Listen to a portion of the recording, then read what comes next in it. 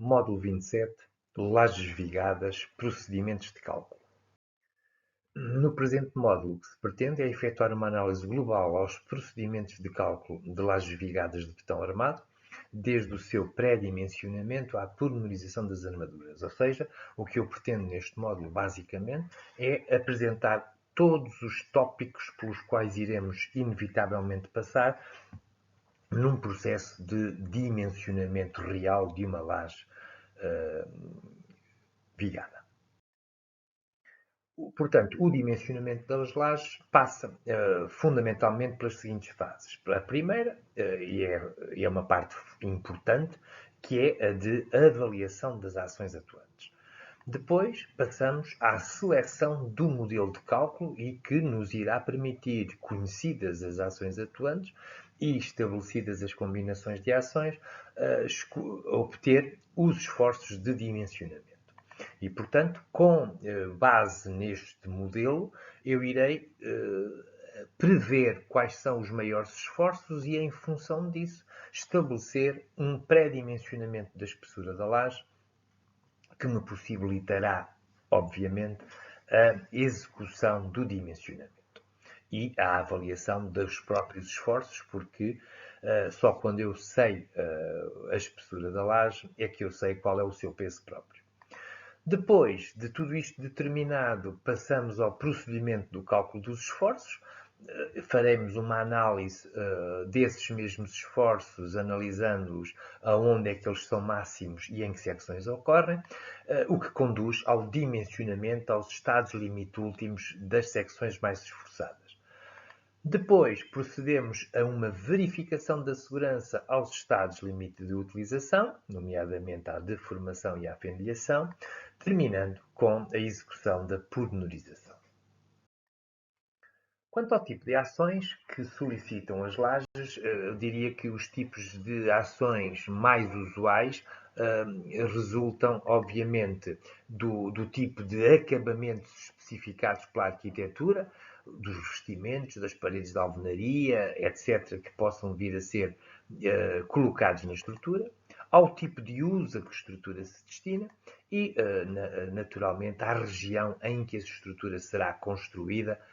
e podendo, por exemplo, ter neve ou não ter neve e, consequentemente, ter mais essa sobrecarga.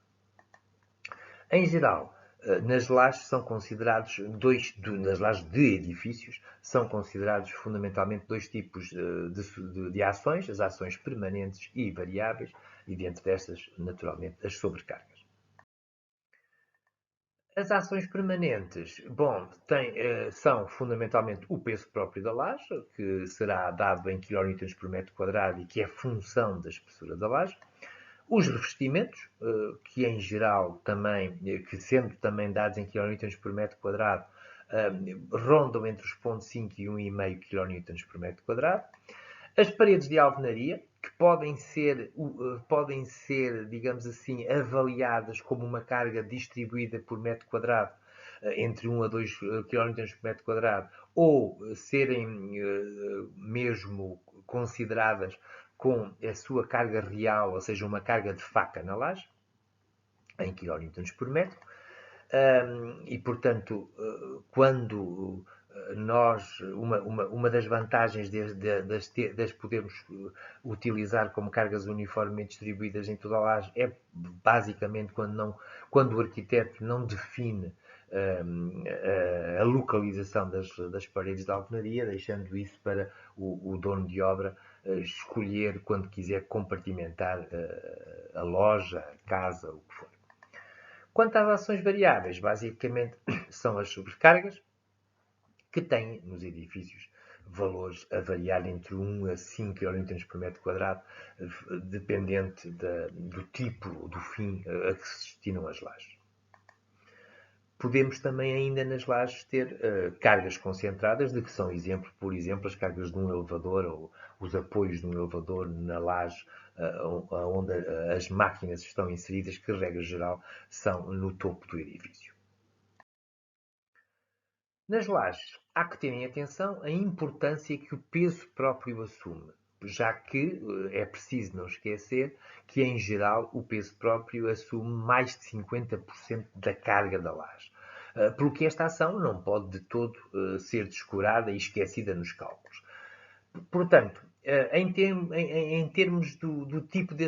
atuação das cargas nas lajes, podemos ter, e usualmente o que temos são cargas uniformemente distribuídas em quilonewtons por metro quadrado. Podemos ter cargas de faca, como eu já disse, por exemplo, paredes de alvenaria que, digamos assim, não estejam alinhadas com as vigas e serão, portanto, cargas em kilonewtons por metro. E, finalmente, cargas concentradas em kilonewtons e, portanto, na eventualidade de haver alguma ação ou um pilar que carregue no meio de uma laje, etc. Quanto à seleção do modelo de cálculo, portanto, o modelo de cálculo pode ser de diferentes tipos, pode ser um modelo simplificado, adotando opções simplificadas, correspondendo, no fim de contas, a modelos do tipo Viga. Pode ser efetuado com recurso a tabelas, e iremos aprender a dimensionar com recurso às tabelas de Parés, ou pode ser através de programas de cálculo automático, do tipo SAP 2000, Robô, etc., modelando a estrutura com recurso a grelhas, um reticulado de vigas, ou a elementos finitos planos. A especificação do modelo de cálculo simplificado a adotar é, sem qualquer dúvida, um dos passos com maior grau de dificuldade do processo, nomeadamente para quem se está a iniciar neste processo de dimensionamento de lajes. Ele vai requerer, naturalmente, prática, e quanto maior for a prática, melhor.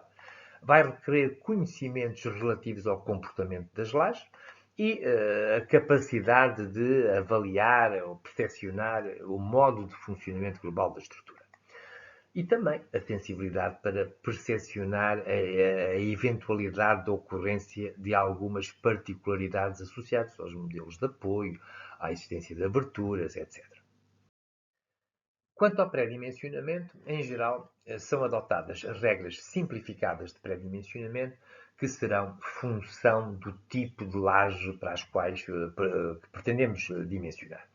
Estas regras têm, em geral e apenas em conta, alguns parâmetros, nomeadamente a dimensão dos vãos, um dos principais parâmetros, o tipo de laje, se é vigada, se é fungiforme, o modelo de funcionamento, se está a funcionar numa ou em duas direções, no caso de lajes vigadas, e a intensidade das cargas. E, tendo por base estes princípios todos, ou estas variáveis, foram deduzidas pela prática e pela experiência regras simplificadas de pré-dimensionamento de lajes vigadas e fungiformes para sobrecargas inferiores a 5 kN por metro quadrado, que é o nosso âmbito de estudo, que são lajes de edifícios correntes. O vão é, sem dúvida, um dos principais fatores a atender no dimensionamento da laje e, nomeadamente, no pré-dimensionamento. Ele não só é determinante para a quantificação dos esforços e, consequentemente, da quantidade de armadura que vai ser requerida para o dimensionamento da laje, como, em conjugação com as condições de apoio, condiciona o modo de funcionamento da própria laje. Importa, por isso, saber especificar o vão efetivo, o vão a considerar nos modelos de cálculo da laje, que se pretende dimensionar. O vão efetivo das lajes é especificado pelo Eurocódigo 2 no seu parágrafo 5322 e, textualmente, o Eurocódigo expressa que o vão efetivo, o L efetivo, de um elemento deve ser calculado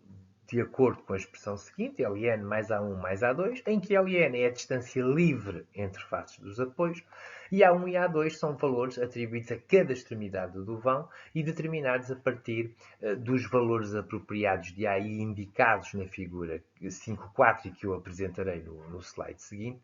na qual T é a largura do elemento de apoio. E, portanto, no que diz respeito a laje, o elemento com uma espessura H estará apoiado num apoio. Se admitirmos que é um elemento sem continuidade, cá está, portanto, ao LN teremos que adicionar para referente a este apoio um AI que será no mínimo metade da espessura da laje ou metade da largura do apoio em que a laje assenta, no fim de contas, no apoio. Se for um apoio de continuidade, temos a mesma, portanto, que será o mínimo de H sobre 2 ou a largura do apoio, isto para elementos em continuidade. Se for uma ligação rígida, o A mínimo será metade da largura do apoio ou metade da espessura da laje, tal como nos casos anteriores. Se for uma laje em aparelho de apoio, portanto, ao LN somar-se-á AI, que é diretamente a dimensão até ao eixo do aparelho de apoio. E, finalmente, no caso da consola, o AI será, mais uma vez, o mínimo, o menor dos valores de metade da espessura da laje ou metade do apoio. Quanto às regras simplificadas e válidas, desde que as sobrecargas sejam inferiores a 5 kN por metro quadrado, temos que, para lajes vigadas armadas numa direção, a espessura que se aconselha que se estime é, para o L máximo das lajes a considerar, que se considere um L de 25 a 30. No que diz respeito a lajes vigadas armadas em duas direções, aí o vão a considerar será o maior dos menores vãos, como depois iremos analisar, mas para esse vão que nós teremos que saber especificar, vão condicionante será o vão condicionante a dividir por 35 a 40. Portanto, as lajes armadas em duas direções, porque a carga se distribuirá pelas duas direções, possibilita, portanto, comparando as duas expressões, espessuras mais reduzidas. Se estivermos a falar de lajes fungiformes maciças, a espessura da laje, porque não há vigas, terá que ser ligeiramente superior às das lajes armadas em duas direções e serão, portanto, L o vão condicionando sobre 30 a 35. E, finalmente, para lajes fungiformes aligeiradas, em que a rigidez da laje ainda é mais pequena e, portanto, a sua espessura deve ser maior, e neste caso aconselha-se o vão condicionante a dividir por 20 a 25. Nas situações correntes, para lajes vigadas, é usual estimar-se valores aproximadamente de, se a laje for inferior a 2,5 metros, a espessura não, portanto, deverá adotar-se 10 cm, nunca se deve adotar espessuras inferiores a 10 cm. Se o vão andar entre os 2,5 e os 4 metros, aconselha-se uma espessura de 12 cm. Para vãos entre 4 e 6 metros, espessuras à volta dos 15 cm. E, naturalmente, que, em termos da qualidade do produto final, aconselha-se nunca ir abaixo de uma espessura de 12 cm para lajes de betão armado, de forma a garantir um bom funcionamento em serviço, garantindo-se assim um isolamento sonoro entre pisos. Quanto à escolha do modelo de funcionamento, ela é efetuada com base em fatores económicos, tendo em conta os vãos a vencer, os tipos de apoio e a intensidade das ações. Para vãos até 5 a 6 metros, a solução em laje vigada está demonstrado por quem já calculou muitas lajes, que é mais económica que a solução em laje fungiforme, razão pela qual deve ser preferida. Quando os vãos ultrapassam os 6 metros, aí inverte-se a situação, sendo, portanto, preferível optar por soluções fungiformes. O cálculo dos esforços é, em geral, como eu já disse, realizado por tabelas, ou com recurso a programas de elementos finitos, ou com recurso a modelos simplificados, com modelos de viga, considerando uma largura unitária, e eu diria que, tirando, à exceção da linha B, que deixo isso para unidades curriculares como modelação e análise de estruturas, iremos aprender a dimensionar lajes em betão, calculando-as com recurso a tabelas ou com recurso a modelos simplificados. Neste cálculo, há que atender ao tipo de cargas, que são, em geral, como também já referimos lá atrás, em kN por metro quadrado, resultando os esforços em consequência como sendo esforços também por metro em kN/metro por metro para os momentos coletores e kN por metro para os esforços transversos. O dimensionamento de lajes vigadas passa pela verificação da segurança e correspondente dimensionamento das armaduras, à flexão e ao esforço transverso. Nota, e ponho aqui como nota, que em lajes, devido ao nível de cargas e à espessura do elemento, não é necessária a colocação de armadura transversal, sendo, no entanto, necessário sempre demonstrar que estamos libertos da sua colocação. E, portanto, apesar de, em geral, não ser necessário, temos que demonstrá-lo em cada caso. Para o dimensionamento das armaduras à flexão, é necessário atender ao tipo de momento aplicado ao laje, se ele é positivo, se é negativo. Se for positivo, as armaduras serão colocadas na face inferior. Se for negativo, serão colocadas nas armaduras na face inferior. E, portanto, cá está. Para um momento positivo, teremos duas camadas de armadura, uma segundo cada uma das direções, colocadas na parte inferior do elemento e, consequentemente, as duas armaduras terão duas alturas úteis distintas, dx e dy. Porquê? Porque a altura útil é sempre a distância do centro de gravidade da armadura à fibra mais comprimida. Se o momento for negativo, naturalmente a armadura será colocada em cima e o problema será o oposto, portanto, continuando a haver duas camadas de armadura e, consequentemente, duas alturas úteis. A pergunta sempre que se coloca é qual é a direção X ou Y que deve ter a maior altura útil. Ou seja, qual é a direção cuja camada deve estar mais junto à face.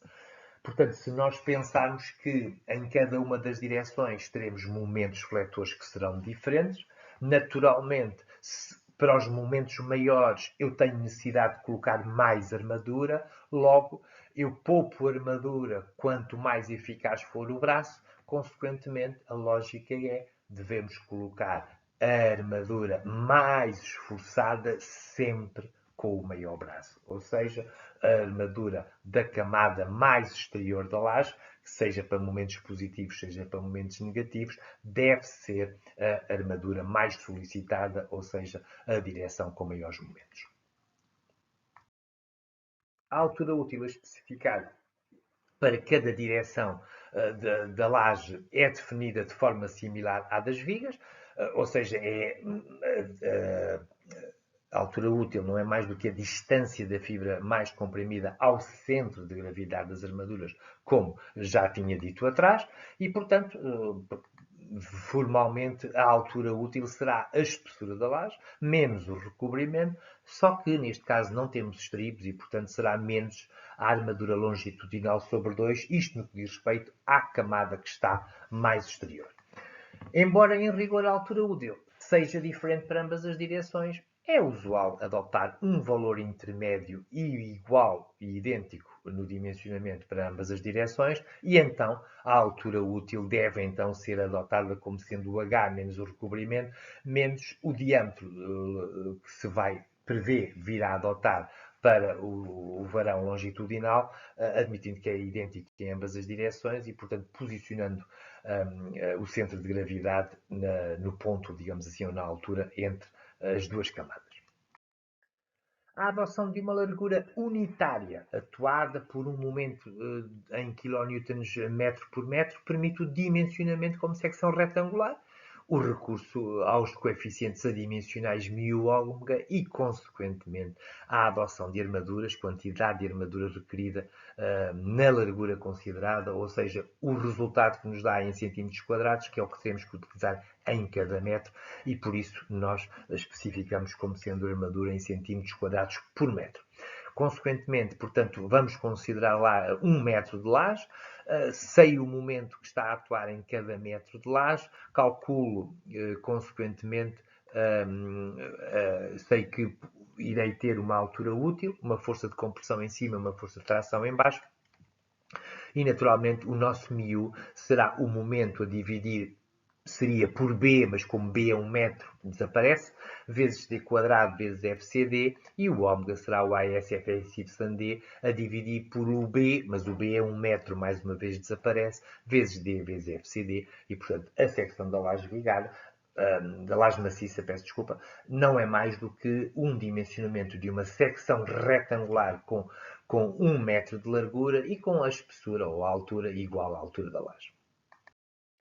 As lajes são elementos estruturais que não necessitam, em geral, de armadura de esforço transverso. Como tal, o Eurocódigo 2 impõe apenas que se demonstre que não é excedida a capacidade resistente da laje, e isto é feito no parágrafo 622, ou de acordo com o que lá está expresso, que diz que o VRDC da resistência da laje é dado por esta expressão, e terá que nunca pode ser inferior, considerado inferior a V mínimo BWD, em que o K que entra nesta expressão não é mais do que 1 mais raiz de 200 sobre D, em que D é a altura útil e entra nesta expressão em milímetros. Cuidado, estas são algumas das rasteiras que as expressões do Eurocódigo apresentam, e em que este valor K nunca pode ser considerado superior a 2. O ρ1 não é mais do que a percentagem de armadura longitudinal, a SL sobre o BWD, e o V mínimo estabelece o Eurocódigo como sendo igual a 0,035 raiz de K ao cubo FCK. Portanto, como as lajes em geral não precisam de armadura de esforço transverso, em geral a resistência dada por estas expressões é superior à resistência da laje. Por isso se aconselha em vez de calcular VRDC, o que se calcula primeiro o V mínimo vezes BWD, e se este valor for superior ao esforço atuante, fica logo automaticamente demonstrada, não havendo necessidade, portanto, de calcular o VRDC. Portanto, em geral, os esforços transversos das lajes apresentam valores reduzidos, portanto, sendo, em geral, e resumindo aquilo que eu tinha acabado de dizer, o VSD máximo, se for inferior ao V mínimo BWD, fica automaticamente garantida a verificação da segurança, pelo que se aconselha a começar por aí, porque, em geral, basta e é suficiente fazer este cálculo. Caso não se verifique, então haverá que calcular o VRDC e garantir que, obviamente, o VSD máximo é inferior ao VRDC. Se não for, depois teremos que redimensionar a laje, e basicamente se a resistência da laje não cobre o esforço atuante, é porque estimamos-lhe uma altura pequena e vamos ter que adotar uma maior altura. Não é? A não verificação desta condição impõe, pois, o seu redimensionamento. Quanto à verificação da segurança aos estados limites de utilização, ela em geral é efetuada para garantir a segurança à fendilhação e à deformação, podendo também ser à vibração, e isto dou como exemplo uma laje de salas de espetáculo, etc. A verificação da segurança à fendilhação e à deformação é efetuada com recurso aos métodos indiretos propostos pelo Eurocódigo 2, também aplicados às vigas. Finalmente, e como o último grande aspecto das lajes será, teremos que nos preocupar com a pormenorização. Passa primeiro pela escolha das armaduras. Na escolha das armaduras das lajes há que terem atenção os diâmetros dos varões, que preferencialmente não se devem adotar varões com diâmetro maior que 1/10 da espessura da laje.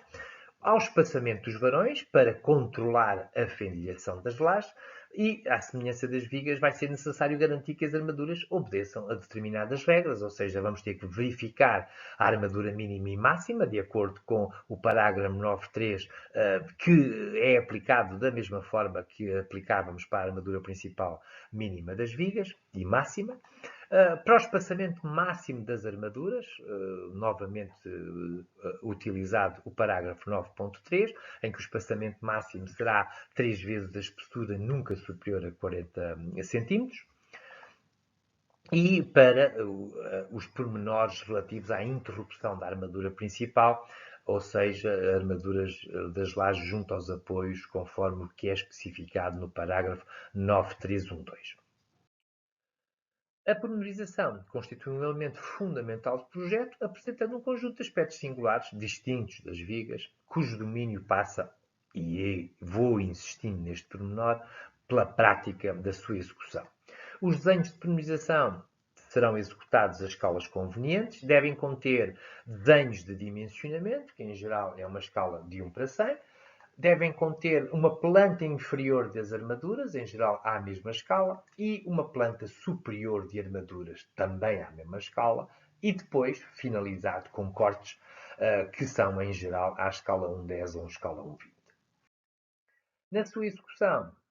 deve ter-se em consideração o posicionamento e a disposição dos varões, a necessidade de colocação de armaduras secundárias ou ditas de pormenorização, a clareza dos desenhos resultantes, a complexidade das pormenorizações exigem cuidados suplementares por forma a garantir uma boa leitura dos desenhos. Por esta razão, os cortes são fundamentais para permitir esclarecer quaisquer dúvidas relativas à colocação das armaduras. No presente módulo, efetuou-se assim uma análise sumária global aos procedimentos a ter em conta no cálculo de lajes de betão armado, desde o seu pré-dimensionamento à pormenorização das armaduras.